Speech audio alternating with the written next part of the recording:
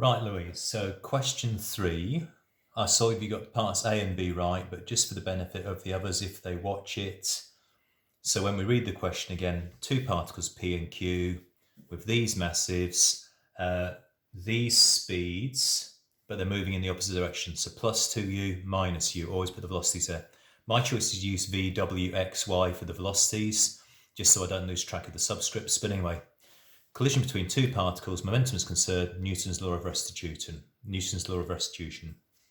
Conservation momentum, carefully with velocities. Newton's law of restitution, carefully with velocities. Get the change of order here. Get equation 1, get equation 2. We want an expression for W at the end.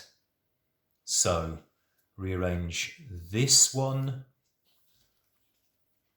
Rearrange equation 2 to get V as the subject so that you can substitute here so we can get an expression as required for W. So we know that's correct. In part B, we're told that V is U upon 2, but V is also W minus 3 EU. So if we want to find what E is, we can put the expression for W here and then compare the U upon 2 to the expression we have for V. So we have two expressions for V. We have that, which we're going to compare to that.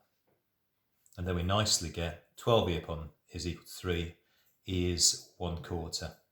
Now the good thing is you can pause that and look at the working, but it's actually part 2 that you wanted me to go through. Part C and D that you wanted me to go through.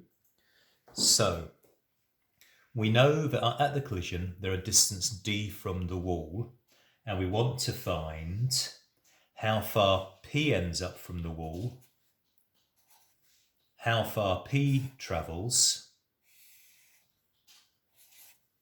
when Q has travelled all of the distance d. Well, clearly an important thing is going to be we need to find out how fast W is travelling. Now we've just established that E is 1/4, so if we put 1/4 in there, we get 1/5 of 16 over 4 plus 9 over 4 is 25 over 4 U, and that cancels down nicely to 1/5 of that, 5U upon 4. Now a really neat way of doing it, since these velocities are staying the same, the distance P travels compared to the distance Q travels will be in this ratio. So the ratio of distances, let's say we don't know this distance, let's call that x. X to D will be in the same ratio as U upon 2 to 5U upon 4. Well, that ratio nicely cancels down, doesn't it? We can cancel the U's, put the 4 over there, so we can have 4 over 2 is 2. Oh, I'll do it all properly. So 2 to 5. Or 2/5 to 1.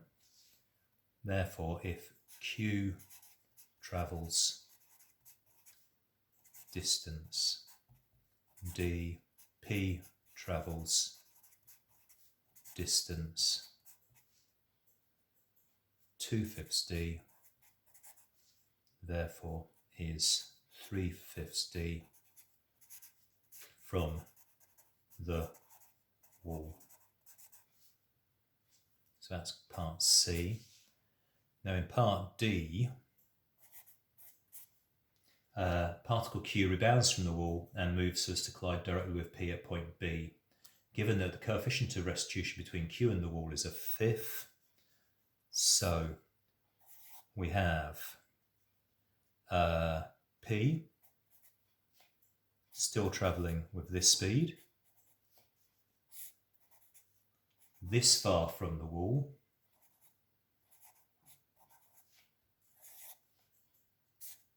when Q bounces back off the wall. Now, that velocity there, that speed W is going to be E times W, which is going to be 1/5 times 5u upon 4, which is u upon 4.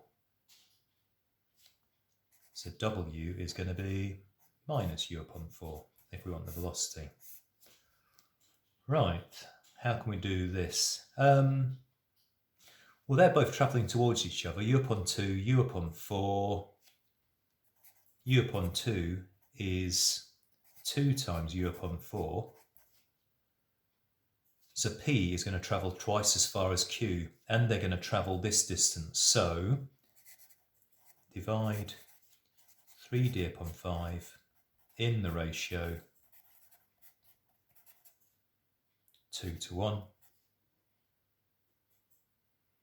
The distance of point B from the wall, so they collide somewhere here, B and B, that's 1/3, that's 2/3. Wall to B is 1/3 of the 3d upon 5, which is d upon 5 from the wall, is one way of doing it. The other way of doing all this question would be to work out time taken for Q to get to the wall, and then work out distance that P travels in the same time. Works very nicely. And the same would work here.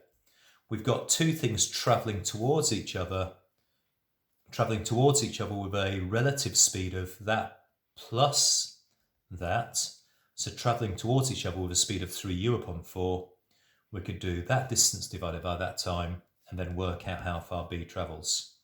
A really good question.